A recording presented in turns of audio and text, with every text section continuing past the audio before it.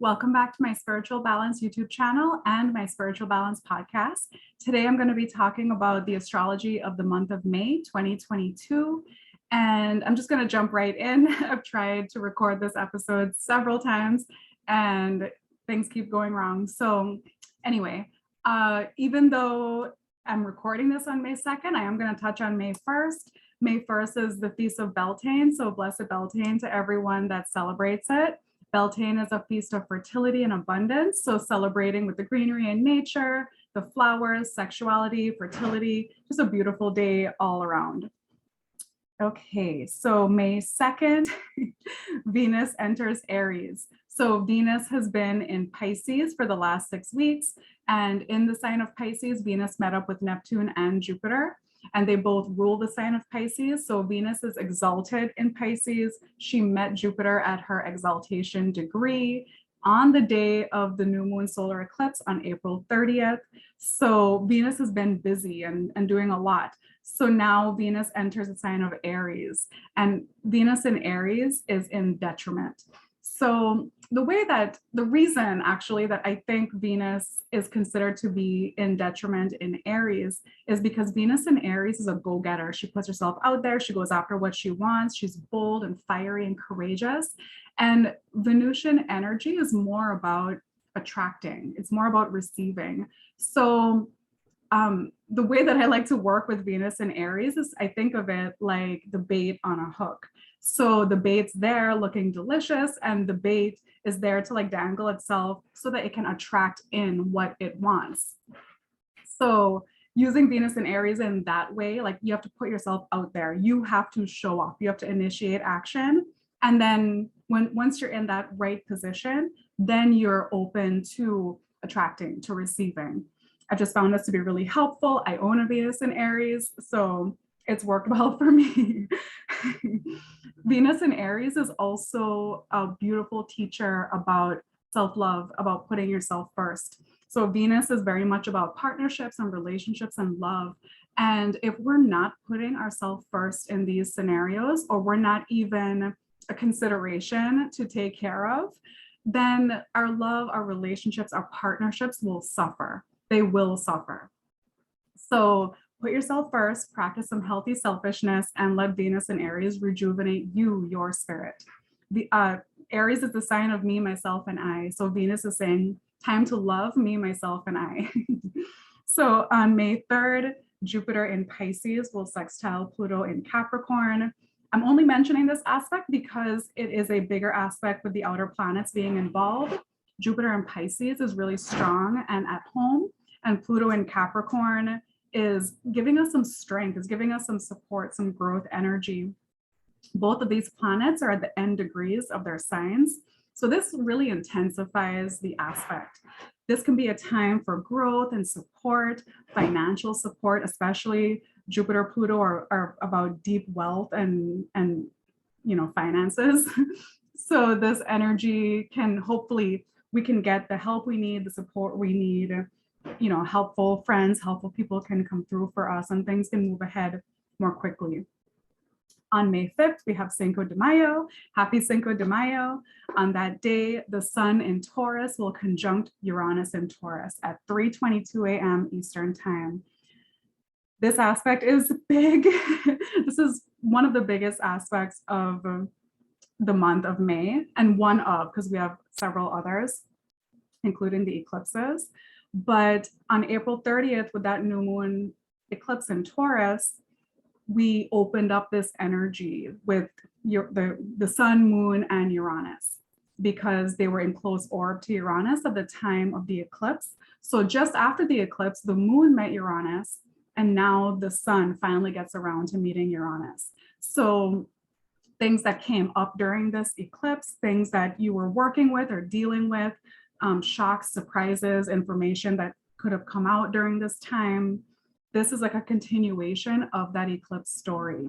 So for some people, they didn't really see anything happen. And on this day, on May 5th, it could be revealed. Their eclipse story could be revealed to them. So when the sun and Uranus come together, it can be a really powerful time for upgrading our thinking, Taurus is all about our possessions, our worth, our value system. So we could get an upgrade in this area. Maybe we decide it's time to, upgrade our appliances or some technology, or, maybe it's time to upgrade your wardrobe. Maybe it's been a while since you've like freshened things up or freshened up your look. So this energy can make everyone very impulsive. So maybe think about it first. If it's something that just occurred to you to be a great idea, maybe avoid that for the time being. See if you still feel that way in a couple of weeks. But it is good to begin to think in a new direction. When the Sun and Taurus are coming together, it's a time that there could be sudden, unexpected storms, power outages, volcanic eruptions, earthquakes, any like earth changes, anything like that. So do pay attention if there are any warnings around, really heed the warning, pay attention. This can also be a very accident prone time. So be careful. Taurus rules the throat. So, it could just be a time where things are coming up for us, maybe like neck pain or, anything like that. So good self-care is extremely important all month long. The eclipse time is a tender time for us. And a lot of these aspects this month are pretty loud and in our faces. So it is important that we're gentle with ourselves, that we're gentle with others, and that we understand that everyone is going through some version of this extreme energy. So just be kind. On May 8th, we have Mother's Day. Happy Mother's Day to all the moms. I will be celebrating with my son and with my family. I'm really looking forward to it. On Mother's Day, we have the second quarter phase of the moon. So we're really going to start feeling the building towards this total lunar eclipse in Scorpio that we have coming up on May 16th. It's a really intense eclipse. It's a really crunchy eclipse. It could be really uncomfortable. And we'll start to feel that energy building now. So, but back to Mother's Day. On Mother's Day, the moon will be in Leo. So I really suggest that everyone that is going to be celebrating does something in the morning hours, because in the afternoon, we have the moon squaring Uranus. Things may not work out as planned. So, try and have your fun, try and enjoy, earlier in the morning to get the best of what the day has to offer. And as far as the afternoon goes, not that it's going to be a bad afternoon, just try and hang loose. Things may change, plans may change, and things can pop up that we didn't expect or see coming. So hang loose. May 10th. May 10th is probably the biggest day of the month, aside from the eclipses. We have Mercury stationing retrograde in Gemini. So Mercury stations retrograde at 4 degrees 51 minutes of Gemini. This happens early in the morning. So we wake up to a Mercury retrograde on this day. And it is a mitigating factor that Mercury is retrograde in Gemini, because Mercury rules Gemini. So it's like when your house is a disaster and there's stuff everywhere, but it's hard to work, but you're still in your own house. So there's still that comfort level, as opposed to if everything was a disaster and you were trying to live and function in someone else's house, you wouldn't know your way around as well. So Mercury retrogrades are really good times for all the RE words. So review, revise, revisit, rewrite, especially anything that you've been working on over the past 3 months. Mercury wants us to slow down. Normally, Mercury in Gemini is this really fast-moving, quicksilver energy, super capable of multitasking and thrives at multitasking. When Mercury is retrograde in Gemini, the balls will fall. It is a time to slow your pace, slow your roll, spend more time internally reflecting, spend more time being quiet. Oversharing is something that can really go too far with Mercury in Gemini, Mercury retrograde in Gemini. So, hold your cards close to your chest at this time. And, Mercury retrogrades in Gemini are great for revisiting the past, old ideas, old friends, catching up with people that you haven't spoken to in a while. This can all be really supportive during the next few weeks of the Mercury retrograde. Also on May 10th, we have the planet Jupiter entering Aries. So we're just getting a taste of this energy. Jupiter will be in Aries from May 10th until I believe October 28th. This is a bit more of an extended time for Jupiter in Aries.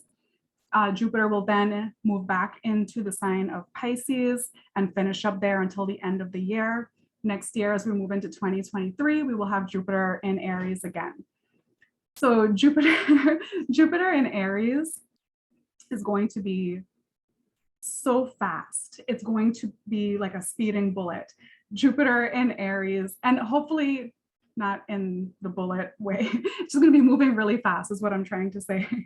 So Jupiter in Aries wants to go after what he wants, what Jupiter wants. So over the past several years, we've kind of, everyone's been holding themselves back, like, oh, we got to wait and see what happens. Now that Jupiter is in Aries, like the gloves are off and everyone is going for it. Go after your dreams, go after what you want. Aries is me, myself, and I, as I said earlier. So what do I love? What do I want? Jupiter is going to expand this area of the I. So people who are naturally like a little more self-centered or selfish could get a little more extreme in that area. And then people who have not put themselves first in a long time, maybe coming to this awakening, like, hey, it's time for me to show up for myself again. So when Venus entered Aries on May 2nd, she was like laying the groundwork for this. And then Jupiter coming into Aries is like, no, we really need to grow in this area of remembering ourselves along this ride.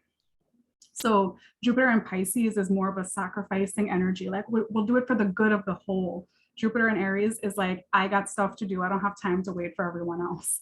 So, and like I said, it can be like on the negative side of selfishness, but I really feel that this energy will get people back on track to being passionate. Aries energy is about bravery and passion, courage, going for it, creating a path where there wasn't one before. So we need this energy right now. We've all everyone's been sitting around like looking at what the other guy is doing. And we need to get out of that. It's time to be an individual again. It's time to be a person again. And Jupiter in Aries is going to help us develop that over the next year. So it's a really big energy, and yeah, like let's get ready and start to think about it. What have you been putting off? What have you been holding yourself back from that you really want, that you're fired up about, that you're passionate about? So that's what Jupiter in Aries is going to have us focusing on. All right, May 15th. So this is the day before the lunar eclipse, and these aspects are tied into that lunar eclipse energy. So Venus in Aries will conjunct Chiron in Aries. As far as love and relationships and partnerships, this can be, or even our relationships with ourselves, because remember, that's the first most important relationship. So when Venus conjuncts Chiron, this can be a powerful time for healing, a powerful time for self-love and self-acceptance, despite the hurt, despite the wounds. Chiron knows that he is wounded. He knows that he has these issues that he will be dealing with for his entire life, but he continues doing the work. He continues to show up and study and learn different ways to help soothe his own wound, as well as helping to heal others. So when Venus and Chiron come together, there is this acknowledgement that there's been a hurt, and that we want to heal now that Venus and Chiron are coming together. Can we heal this love? Can we repair this love? And for ourselves, can we repair this self-love? Can we heal this self-love? And we are all worthy of having this healing. No matter how far down the wrong path that we've gone with ourselves, we can still make it right. We can still turn around. It's you, you're you, and you're worth saving yourself. You're worth the work to be better. Have a talk with yourself in the mirror. This is how I love to use Venus energy and Chiron energy. Like, look at yourself in the eye, in the mirror, and have a talk. Even if you have to hold yourself accountable, pull yourself up on something, it's the best work that we can do. Just check in, check in with yourself. We have staff meetings at work all the time that people complain about that nothing gets done. Well, this is the best kind of staff meeting to have, are those one-on-one meetings with myself.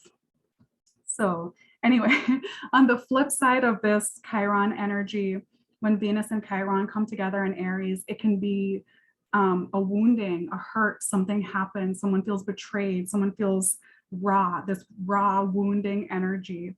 So obviously this is like a much more sad expression of this energy, but it could really be active around this time. And again, it's in Aries. So Aries is this warrior energy. It's kind of like, slashing and then not like realizing what it's doing until afterwards. So we can hurt ourselves when we get caught up in anger and like a drunk rage. And we can really hurt ourselves and others.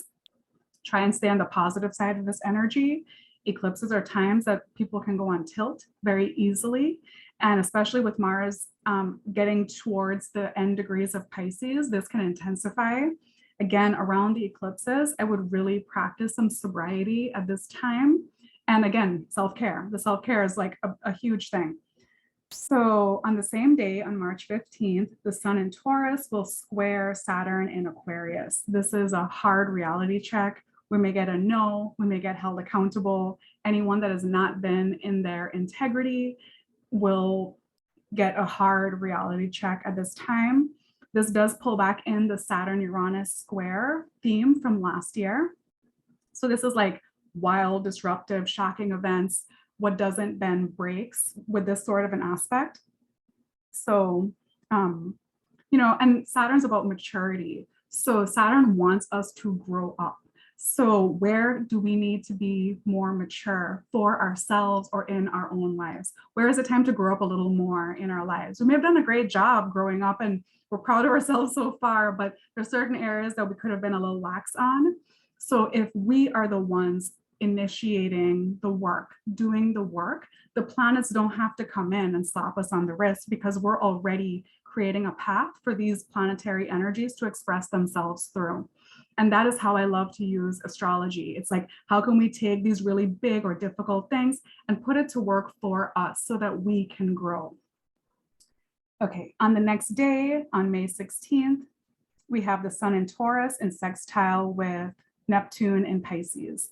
So this is a really sweet aspect in the middle of all of this volatility of the eclipse energy. And it's just a little reminder, like, even though times are hard, life is still sweet. And Neptune and the Sun are coming in to remind us that we have angels, we have guides, we have helpful friends, we have people that love us unconditionally. Don't forget about them. Tap into those resources, call the people that you need, spend some time in prayer, ask your angels to help you and guide you and protect you. They are there, that's what they're there for. They're waiting for us to ask them to help us, to co-create with them. So don't forget that. Don't forget that we're loved by the universe. Okay, 16th, we have the full moon lunar eclipse in Scorpio. This eclipse will be at 25 degrees and 18 minutes. It will occur at 12:14 a.m. Eastern time. And this is a really big energy. Scorpio eclipses are incredibly intense. And the real focus though for the Scorpio eclipse energy is for healing. Scorpio is like, deal with it, heal it. I'm bringing it up so you can see it, so you can confront it, you can smell it, see how dirty and disgusting it is, so that we can do this work, because otherwise it just continues to fester and rot within us. So this Scorpio energy is all about our soul's karmic evolution. So we've been dealing with these things. These eclipses come around every 18 years, and then every 8.5 years, we have the flip of the eclipses. So there's an old lesson from lifetimes. There's an old lesson that's coming around to teach us something. And this eclipse is just another leg of this lesson.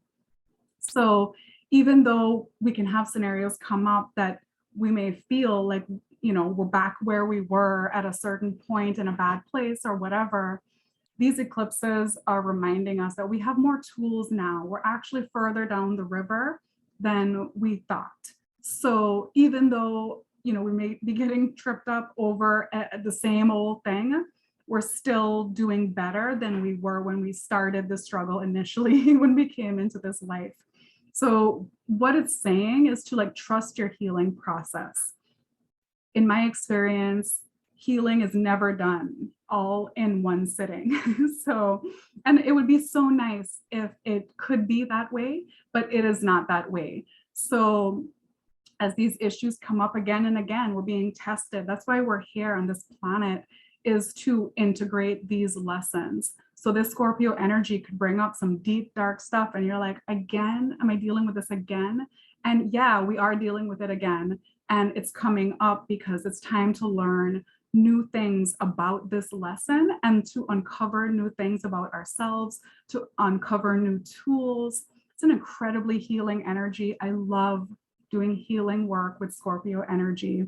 It is the most powerful sign, in my opinion, for healing and for getting to the root of the problem and truly handling it, truly doing our work, our shadow work, and getting real about it. Like Scorpio to me is the sign of honesty. Like I want all the dirty details, just tell me, no matter how upset I get. Like that's Scorpio energy. So I really am passionate about the Scorpio energy because it helps us to do the really good, real, deep work.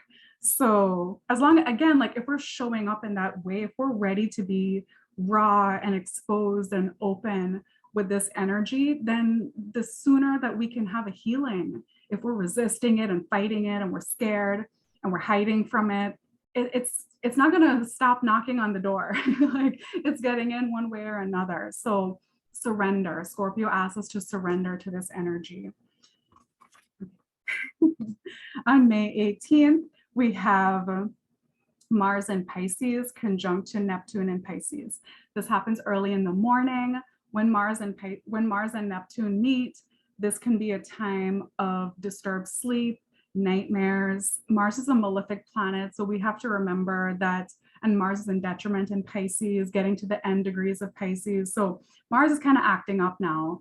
And, you know, pretty, like I've said before, Mars is drunk in Pisces. So we could be going too far with drugs and alcohol, could be going too far with our illusions and delusions. Mental health issues can really spike right now. Things can turn violent for people who are not mentally stable at this time. Anyone that's been struggling with depression, check on them. Just make sure that they're okay. Mars in Pisces, conjunct Neptune in Pisces, can be like getting lost at sea, having malefic events happen at sea, on the water. So do not go swimming, fishing, diving, surfing alone. Make sure that you have someone with you, and make sure that that at least someone knows where you are. Because again, you can, you know, this energy is the energy of like lost at sea, you know, bad events happening near on the water. It can also be a time of leaks and floods in your home. So be aware of that, or like too much water, like aggressive water. So just something to be aware of, not to scare anyone, but you know, it's a good time to be prayed up. It's a good time to do your spiritual protection work, do your prayers. Yeah, that's be a good way to handle this energy. On May 20th, the sun enters Gemini. This happens late at night. Happy Gemini season to all my Gemini friends. I'm also a Gemini, so I'm super excited to be out of Taurus season just because of the eclipse energy. I have nothing against any of the signs. I love all of them. But now that the sun is in Gemini, the sun is off of that eclipse axis. So we can kind of take a breath. We can step back a little bit. Mercury is now, or the sun in Gemini is now being ruled by the Mercury retrograde in Gemini. So again, with the sun being ruled by the Mercury retrograde, it's asking us to step back, spend more time in reflection, slow down a bit. This Gemini season will be different than others because of the eclipse energy, but also because of the Mercury retrograde, at least in the first half of Gemini. So yeah, it's just a time to like slow down, you know, get clear about what's happened. This eclipse time has been so strange and so confusing. So the sun in Gemini is saying like, let's think about this. You know, maybe I need to like journal about it a little bit, or, you know, talk to my therapist for a while. You know, so many people will need that kind of support. On May 21st, the sun in Gemini conjuncts Mercury retrograde in Gemini. This marks the halfway point of the Mercury retrograde cycle. We're halfway through it. Hang on. And When the sun and Mercury meet, it could be a day where everyone thinks that they're right. So avoid disputes and arguments and bickering, because no one's going to change their mind. Wait a couple days and then they may have a different perspective at that point. So when the sun and Mercury meet exactly, it's called cazimi. Mercury is being purified and protected in the heart of the sun. But when Mercury is on either side of that buildup with the sun or conjunction with the sun, Mercury is very debilitated. It's being burnt in the rays of the sun. So we could be moving really fast and we're not clear about exactly what we're doing, which, increases the likelihood of mistakes and errors. So the Mercury retrograde snafus could be a little louder at this time. So again, slow down. Just because it feels like we have to rush doesn't mean we actually have to rush. And it will be okay. If it's late, that's just how it is. So on May 22nd, we have the fourth quarter phase of the moon. The moon is waning. This is a wonderful time for prayers and meditation, rest, protection work. On the same day, on May 22nd, the Mercury retrograde will re-enter the sign of Taurus. So Mercury goes from this like wildly chatty, confused Gemini retrograde energy, and Mercury goes into Taurus, where it's like, everyone be quiet so I can think. And the energy goes from like extremely mental to like earth, like clunking down to earth and like not moving for a minute. So things may seem to really slow down at this time. Whereas the Mercury retrograde in Gemini, it was like we were moving so fast, but we were like dropping things and forgetting things, and it was a disaster. It's like a hot mess kind of energy. And when Mercury gets into Taurus, it's much more slow and methodical and considerate of its next step. So this will be a big energetic shift at this time. On May 23rd, the sun in Gemini will sextile Jupiter in Aries. This is a very lucky day. It's a lucky aspect. It's a really good time for sports and play and just being active, getting outside, going for something that you want, starting a class, taking a class, anything like that is going to be really supported at this time. Like, be passionate, go for it. Have good conversations, go on a date. Like, this is really good energy for that too. On May 24th, Mars enters its home sign of Aries. Mars has been drunk in Pisces for the last 6 weeks, and Mars is thrilled to be back home in Aries. He can start drying out and getting himself together, and he can start his warrior training again, pick up his swords again with Mars in Aries.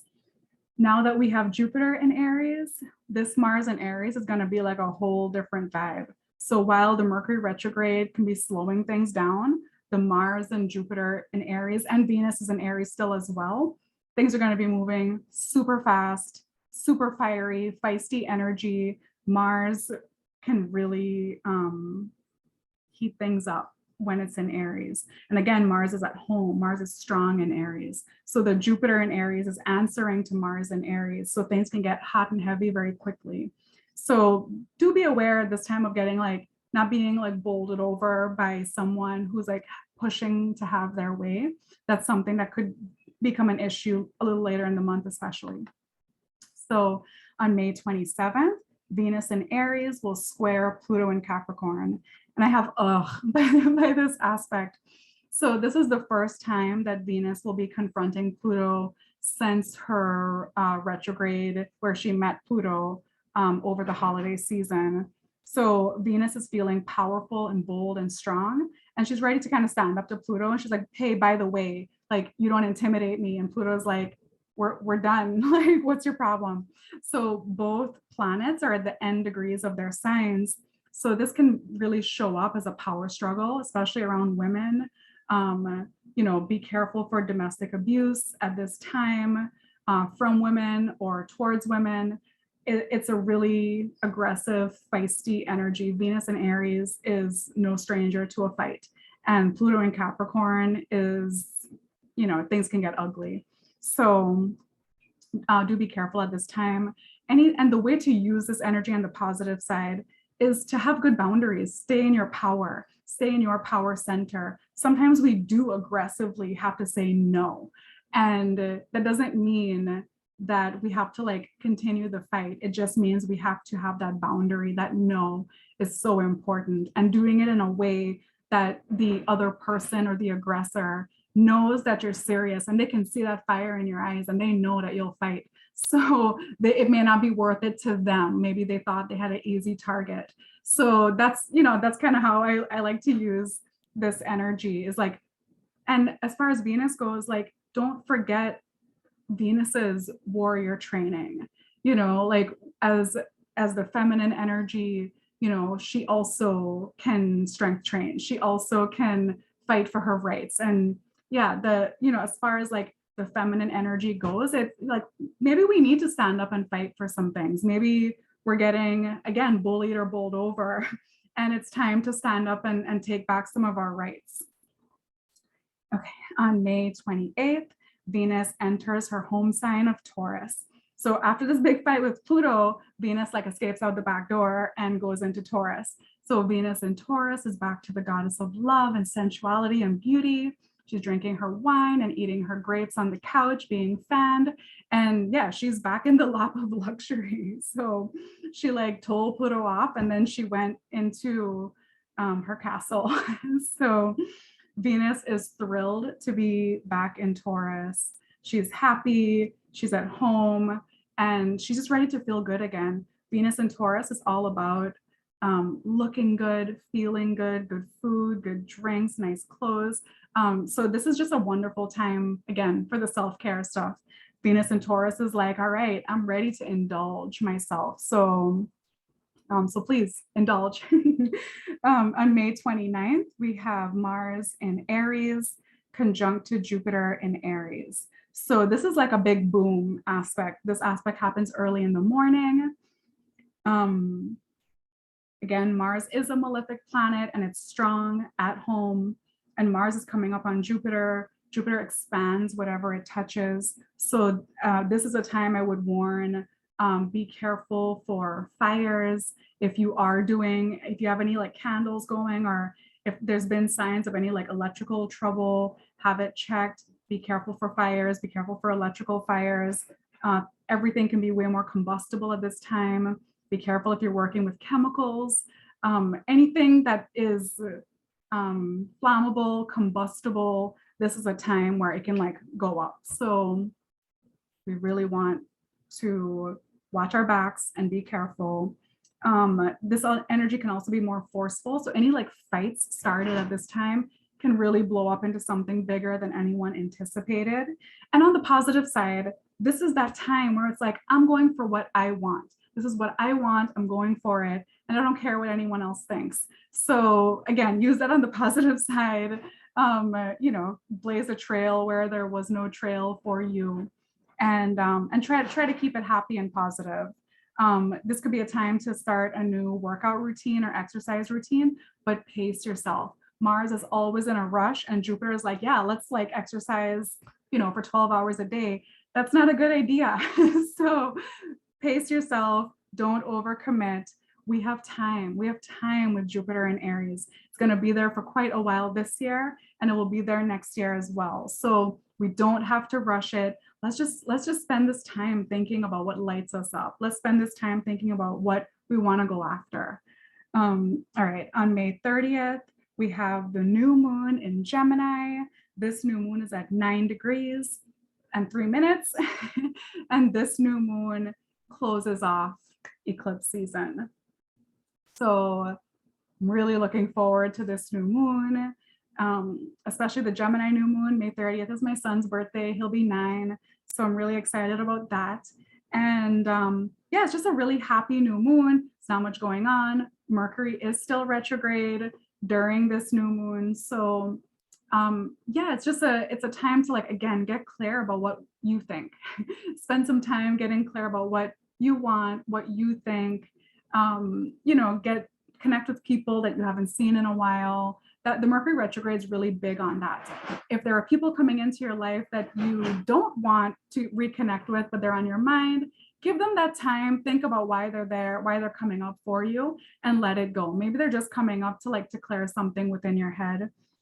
This new moon we can get back to our new moon rituals. So this new moon will be really happy, especially about something, about new information. Do you want to study something new? Do you want to teach? Do you want to learn something? Do you have questions that you want answered? This is a really good time to pursue that energy. So thank you so much for being with me on this horoscope. I really hope that everyone has a safe and happy month of May and a safe and happy eclipse season.